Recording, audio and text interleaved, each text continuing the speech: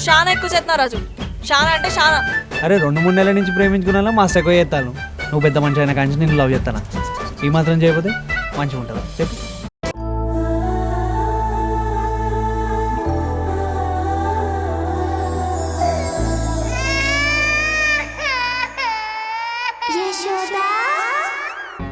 అమ్మో, ఈరోజు మా హంసిని పాప వాళ్ళ అమ్మని ఎంత పెద్ద ప్రమాదం నుండి కాపాడిందో. నా బంగారు తల్లికి అన్నీ తెలిసిపోతాయి. అమ్మ మీద ఫ్యాన్ పడిపోతుందని నీకెలా తెలిసిపోయింది? నీకిప్పుడే ఎన్ని తెలివితేటలో. నువ్వు గుడ్ గర్ల్ తెలుసా? మంచిగా స్నానం చేయించుకుంటావు, పౌడర్ పూయించుకుంటావు, బట్టలు వేయించుకుంటావు. మా హంసిని అందరి పిల్లల్లా కాదు, మంచి అమ్మాయి. నువ్వు ఈరోజు అమ్మని కాపాడావని నాన్న రాగానే అమ్మమ్మ రాగానే చెప్పేద్దామా? సరే చెప్పేద్దాం. దేవకి, ఇదిగో చూడు, పదే పదే అది నన్ను కాపాడింది అనకు. అదేమీ సూపర్ మ్యాన్ కాదు, స్పైడర్ మ్యాన్ కాదు నన్ను కాపాడటానికి. అది ఎప్పుడు ఏడ్చినట్టే ఏడ్చింది, కాకపోతే కొంచెం ఎక్కువగా ఏడ్చింది.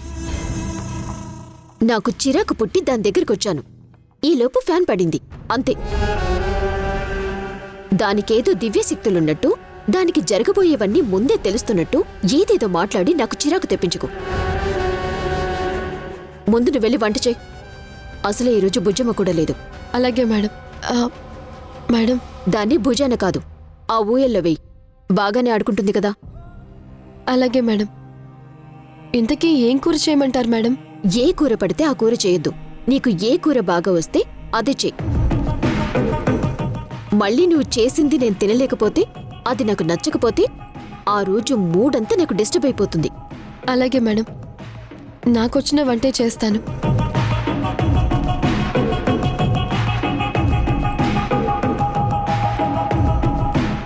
హంసిని, ఏడవక నాన్నా.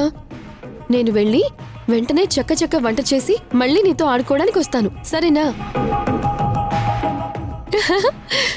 భలే నవ్వుతుంది నా బంగారు తల్లి. నువ్వు పడుకో, నేను వచ్చేస్తానే.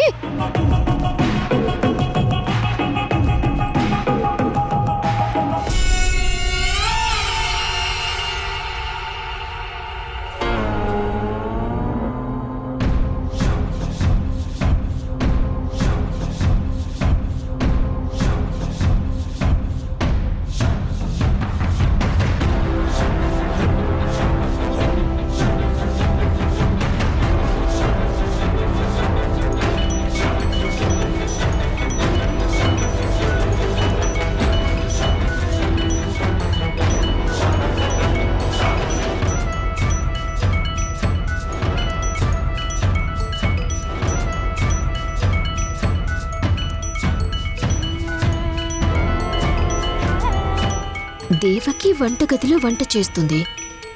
దాని ఫోన్లో దేవకి అని పేరు పడుతుంది. విచిత్రంగా ఉందే.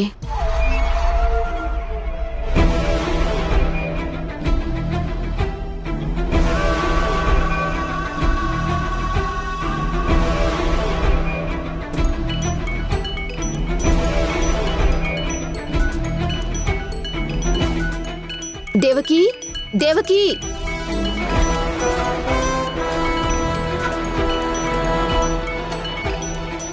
మేడం చెప్పండి మేడం. నీకు ఫోన్ వస్తుంది.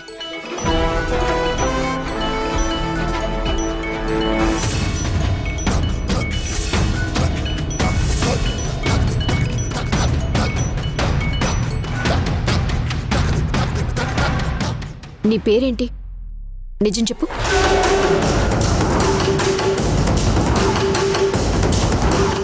నేనెవరో నీరజకి తెలిసిపోయిందా ఏంటి? చెప్పు, నీ పేరేంటి?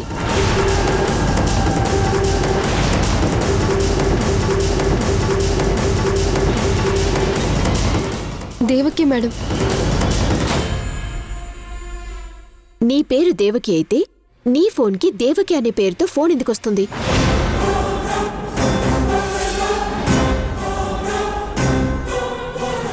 చెప్పు, ఎవరు నువ్వు? ఇక్కడికి ఎందుకు వచ్చావు? అసలు నీ పేరేంటి?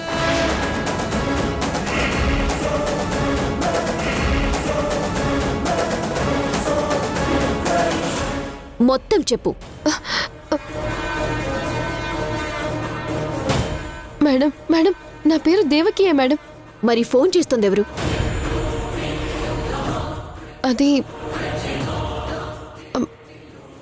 మేడం అది మా అన్నయ్య వాళ్ళ కూతురు మేడం. తనకింకా పేరు పెట్టలేదు. అది ఫోన్ చేస్తే నా పేరు వచ్చేలా పెట్టుకున్నాను. దానికి 2-3 అవర్స్కోసారి నాతో మాట్లాడకపోతే గడవదు మేడం. అవునా? ఓకే. అయినా పిల్లలందరూ ఇంతే ఉంటారు దేవకి. కుదిరితే ఫోన్లు చేసి చావగొడతారు, లేదు అంటే ఇలా హంసినిలాగా ఏడుస్తూ చావగొడతారు. ఇదే పన వీళ్ళకి. మేడం పిల్లలకి కనెక్ట్ అవ్వనంత వరకు మీకు అనిపించినట్టే అందరికీ అనిపిస్తుంది. వన్స్ మన పిల్లలకి కనెక్ట్ అయిపోతే వాళ్ళేం చేసినా మనకి ఆనందంగా అనిపిస్తుంది, మనకి నచ్చుతుంది మేడం. సర్లే, నువ్వు వెళ్ళి వంట పని చూసుకో.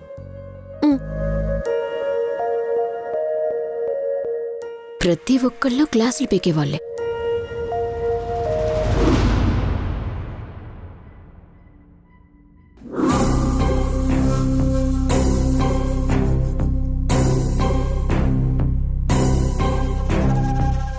నా మీద చాలా కోపంతో ఉన్నట్లుంది. ఎందుకై ఉంటుంది? మేడం,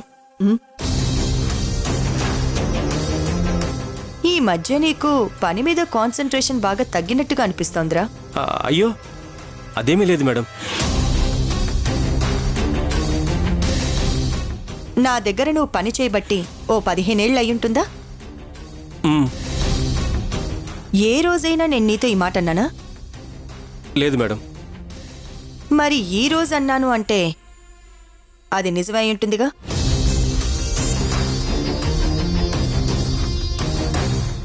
ఈ మధ్య నీకు బయట పెత్తనాలు ఎక్కువయ్యాయి. అవి కాస్త తగ్గించుకుంటే నీకే మంచిది. కార్తీ, ఎక్కడికి మేడం? ఏరా, ఎక్కడికో చెప్తే గాని కార్ తీయరా తమరు? అదేమీ లేదు మేడం.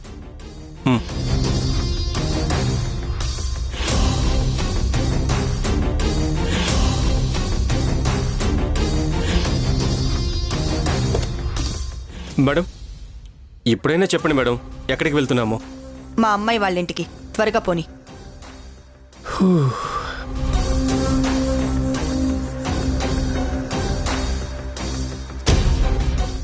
అమ్మయ్యా, ఊర్మిళ మేడంకి నా మీద మామూలుగానే కోపం గాని యశోద మ్యాటర్ తెలుసు కాదు. ఒకవేళ ఇప్పుడు నీరజ ఇంట్లో యశోద ఉంటే పరిస్థితి ఏంటి? మేడం యశోదని చూస్తే అక్కడికక్కడే యశోదని చంపేస్తుంది. యశోద మేడం పక్కన నన్ను చూస్తే జీవితంలో నన్ను నమ్మదు, నన్ను పెళ్లి చేసుకోదు. ఇప్పుడేం చేయాలి? యశోదని ఎలా తప్పించాలి? రేయ్, ఎంతసేపు రా? Karthi, okay madam.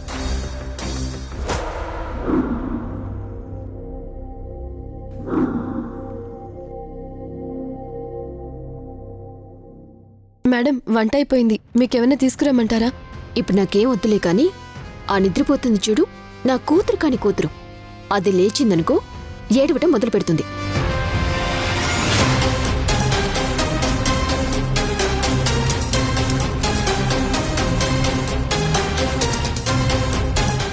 దాని ఏడుపు వినగానే నాకు తలనొప్పి స్టార్ట్ అయిపోతుంది. అందుకే అది లేవకముందే దానికి పాలు కలిపిపో. అలాగే మేడం.